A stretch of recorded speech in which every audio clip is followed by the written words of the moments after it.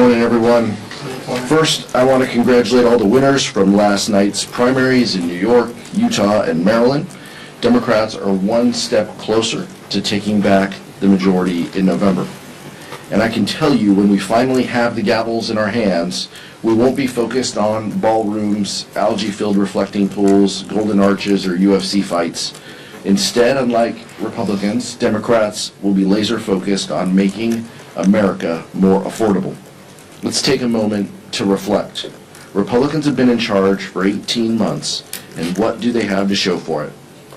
A big ugly bill that ripped health care and food assistance away from families just to pay for tax cuts for billionaires and corporations, tariffs that have driven up costs for consumers and small businesses, violent mass deportations that have upended American communities, and a failed war in Iran that has driven up the price of gas and groceries. This isn't a successful governing record, it's a record of broken promises.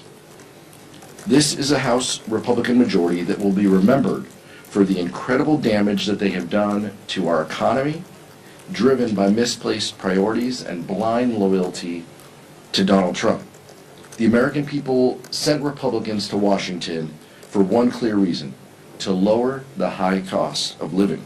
But in return, what did they get?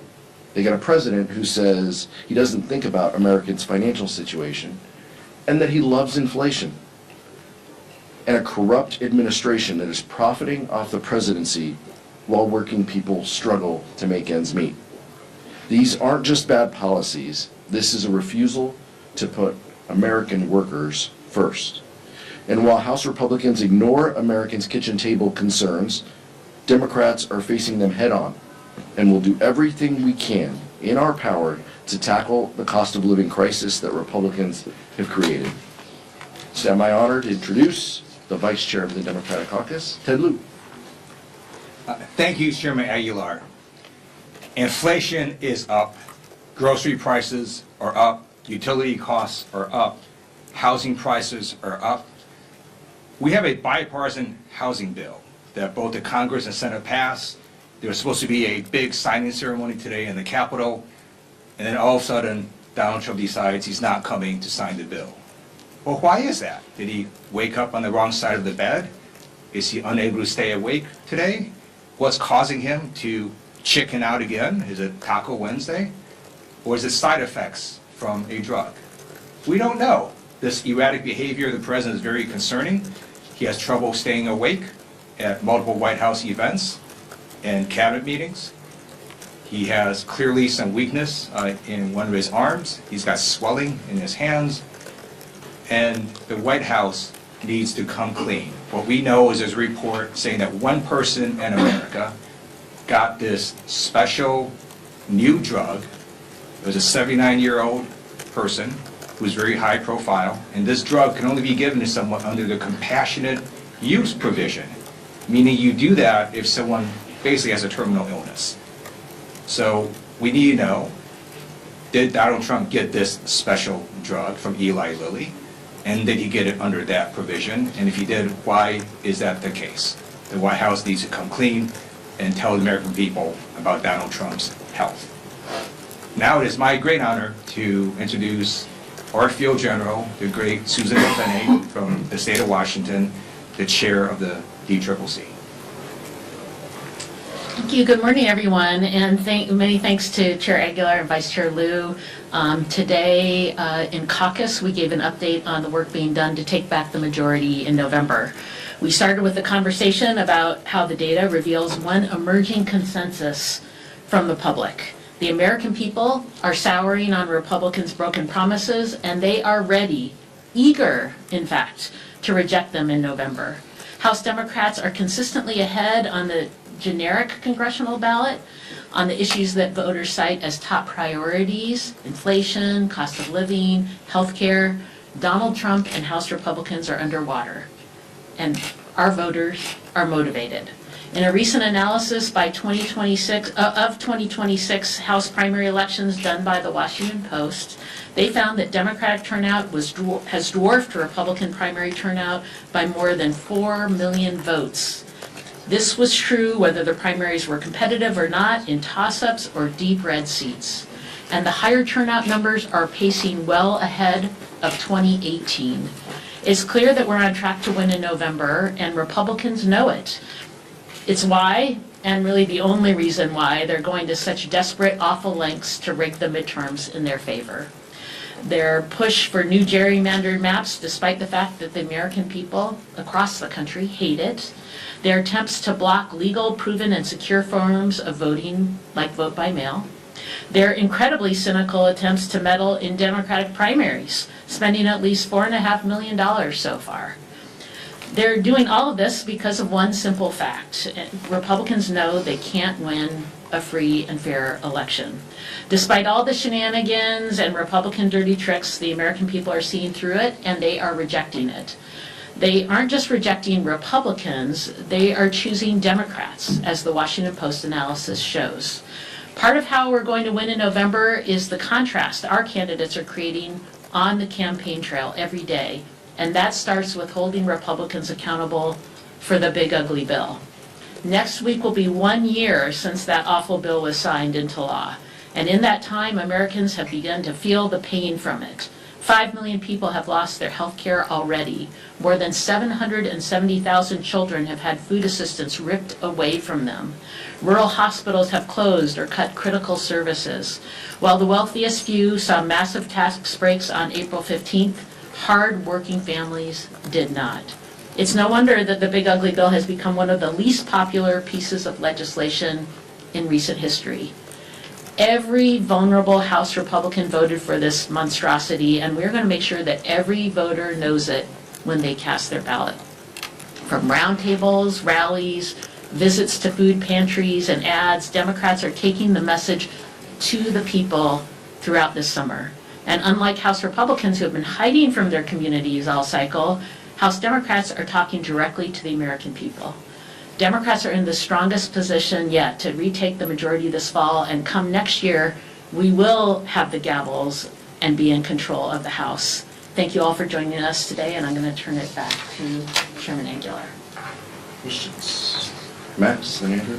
Thanks. Obviously, we saw Adriana Espaillat lose election last night. Dan Goldman, 2 incumbents, members of the Democratic caucus. Mayor Mamdani and DSA groups sent back to the challengers who will be coming to Congress. Can you talk about the dynamic here, what the New York City mayor is doing, attacking members of your own caucus, and what is your message to Mayor Mamdani after the election results last night? But look, the mayor of New York doesn't get a vote in the Democratic caucus. The members who are elected get those votes, and we look forward to working with the members that New York elects to serve in the Democratic caucus. But the path to 218 isn't through those districts that the mayor endorsed it. And the path to 218 and to Democrats getting rid of the chaos and the insanity that we see is through districts like New York 17, where Kate Conley got through her primary and is going to beat Lawler. I mean, that's what this is about. I understand the interest, believe us. You know, we understand the interest about these races, but our focus, our agenda is 218, and nothing that the mayor did helps or hurts us getting to that number. These are members who are going to be in the Democratic caucus. These are members who are going to help us turn back these terrible policies, and that's what we look forward to. But I'll just take a quick minute Dan Goldman and Adriana Espaillat are just 2 incredibly great colleagues and class acts. I've had the pleasure to serve with both of them. Adriano, the first formerly undocumented individual to serve in Congress, the only Dominican American in Congress right now. Dan Goldman led the Trump impeachment in his prior life. A proven fighter. I've campaigned with both of them. Great individuals, and this Congress and this caucus will miss them. And we look forward to welcoming the members of the New York caucus and delegation who will serve with us in the next Congress. Anything else? No, Kate Conley. Andrew? Yeah, just to follow up on that, some of these men, like Daria-Lisa Villa Chevalier, who beat Adriana Espaillat, she attended an anti-Israel rally on October 8th, 2023. A lot of other people, Claire Valdez, Chris Robb, Adam Holloway, a lot of candidates in that mold winning primaries, probably going to be here next year. Are you going to have a conversation with those members about what it's like to work in the Democratic caucus? Do you anticipate any governance challenges, having to work with people that outspoken and that far from where other members are on the ideological spectrum?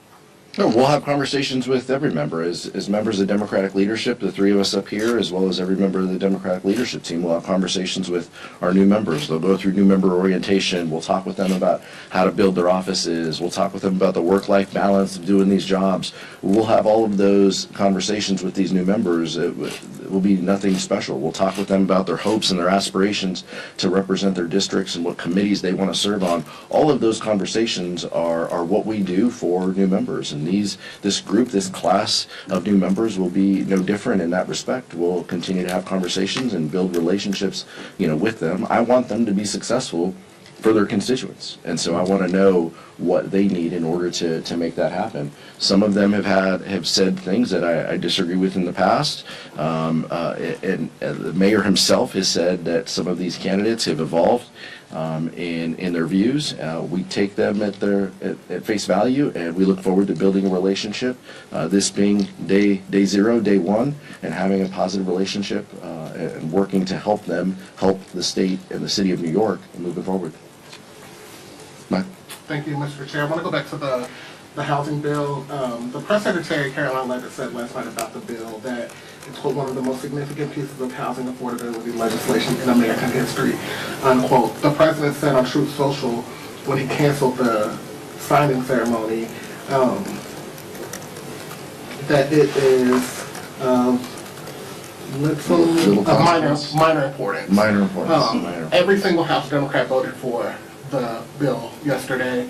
It passed overwhelmingly, 85-5 in the Senate. Can you speak to the American people about, one, why you believe every House Democrat supported this piece of legislation?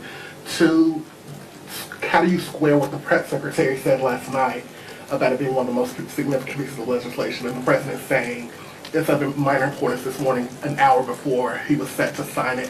How do you square all of that for the American people who went to sleep last night expecting this bill to be signed into law and now are hearing from you all that the president's not going to sign it? How do you square that for the American people? Well, I mean, these posters and the president's words kind of speak for themselves. He doesn't care about their financial situation. That's the answer. And it's very clear that his press secretary doesn't speak for him.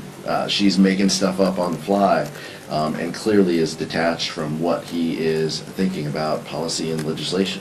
And I don't know if that's because of what the vice chair said and his inability to stay awake in meetings, or if he just changes and doesn't tell anybody his viewpoints. But it's clear he doesn't care about the American public.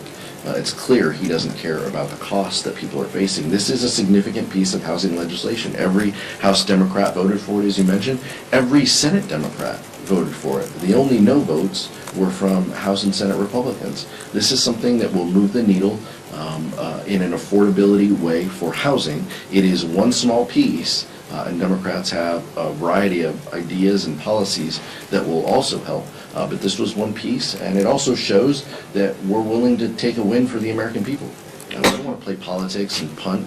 We want to take the win for the American people and drive down the costs of housing and make it easier for people to live in this country. Sure.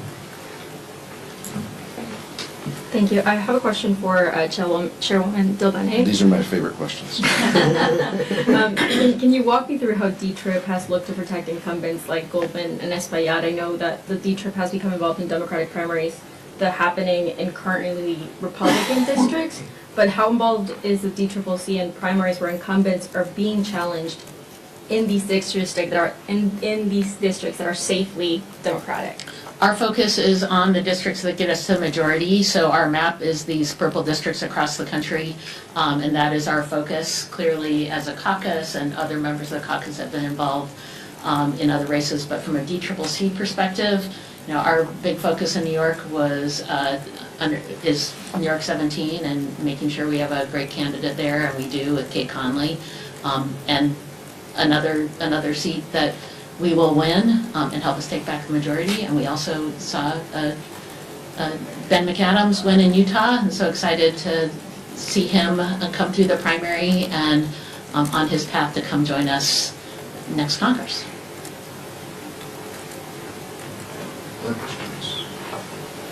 Because we have seen several incumbents lose to Democratic Socialists, does this signal a shift in the party? And are you concerned that this plays into the rhetoric of the president saying that Democrats are too extreme? No, not at all. I think that this represents a shift of what the voters in a couple of these districts around the country view. But we understand that much of that is based on their frustration and anxiety and the economic uncertainty that people face.